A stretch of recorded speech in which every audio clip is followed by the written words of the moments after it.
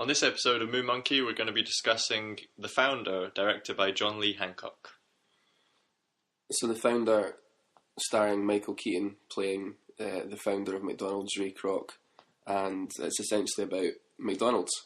And you start off following Ray Kroc, and he's, at this point, just a failed milkshake mixer salesman, till he gets a huge order for his milkshake mixers. Yeah. He's not doing well, so he's like, oh, somebody's wanting... Well, he's selling like the mixers individually, because that's as many as you'd want, many milkshakes if you want to make it one time. He can't even sell one, as we were following him. So he gets an order for something like 8, and he's like, oh, this must be some kind of mistake. Phones them up, and they're like, yeah, we need...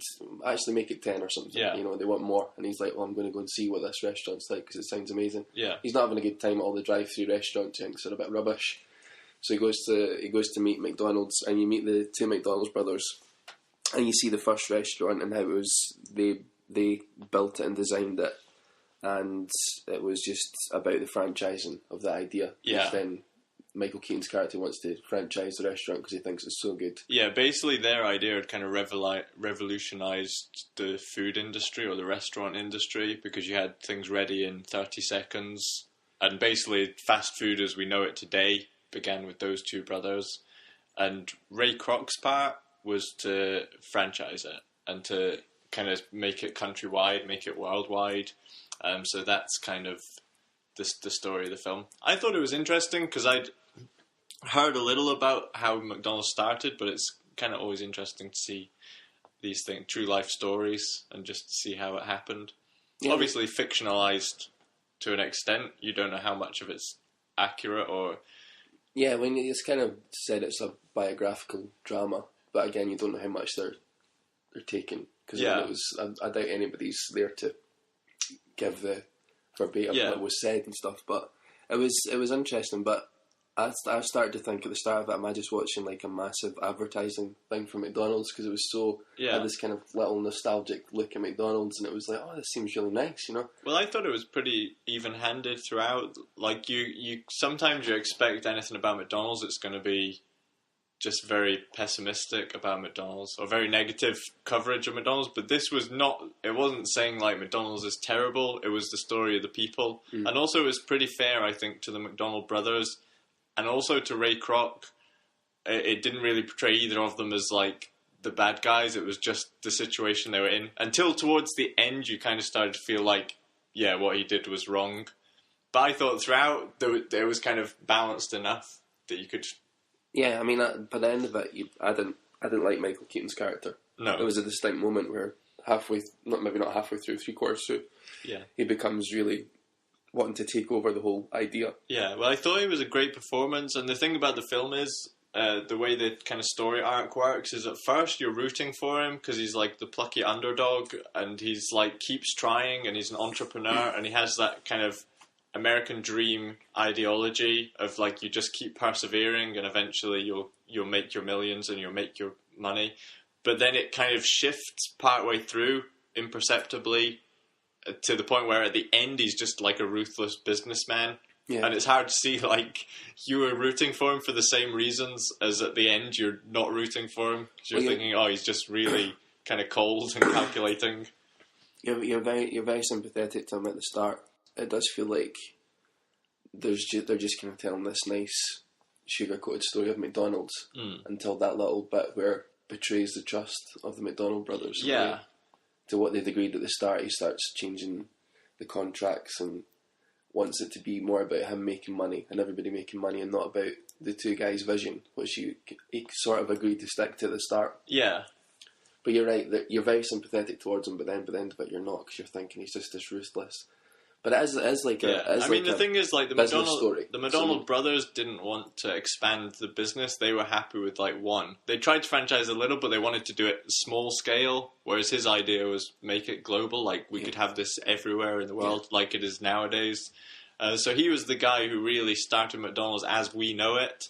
If the brothers had kept it as the full managers, like, you would have probably not known McDonald's today, other than, like, it's a small restaurant chain in California. Yeah, it would have been a small, like, local restaurant chain. It wouldn't have been a global business.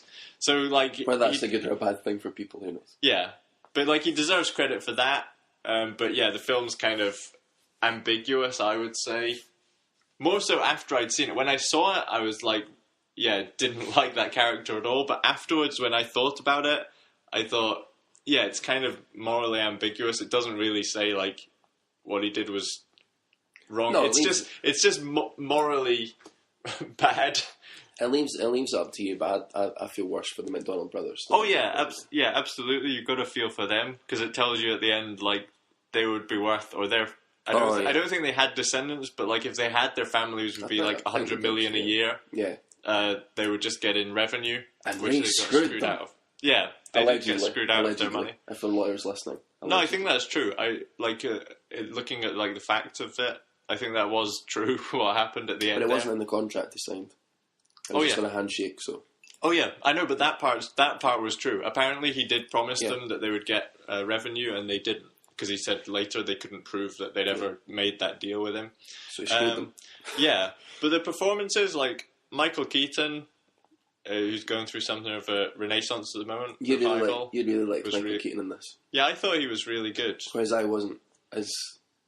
I thought he was good. But is that like you didn't like the character, or you didn't like his performance of... I don't know, I got... I mean, it is essentially about burgers. So I kind of got slightly bored in this movie.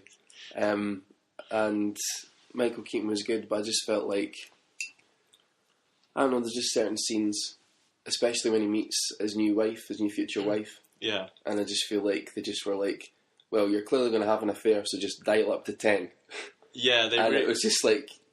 They really telegraphed like some things that were going to happen. Certain stuff, and I felt like, I don't know. To be honest with you, I felt like the brothers who were in it, I thought like John Carroll Lynch and Nick Offerman were really good performances. Yeah. Like there's really good one-liners where you're like, I'm a card-carrying Republican. Yeah. I really like that. There's some good funny lines in it too. There's little bits that are quite funny, but... The thing, like you say, because it's a real-life story and it's about business, it is quite dry. Yeah. But they did try and liven it up with funny lines. It was good. It was a good movie. I just don't...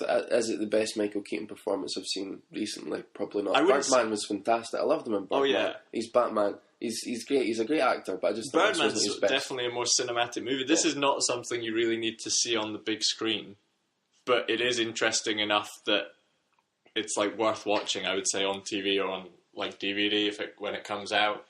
But yeah, it's not like a cinematic thing where it's amazing to see on the big screen. It's just the story. Yeah. So yeah, that was kind of interesting to see. I mean, if you get the chance to watch it. If you're interested in McDonald's, then it's maybe change the way you think about it too. Yeah. Because at the start of it, even though I'm not eating meat, the start of it I was like, quite fancy a burger, but at the end of it, didn't want a burger again. Well, that's our review of The Founder. We'll be back with another review soon. Remember to like and subscribe, and thanks for listening.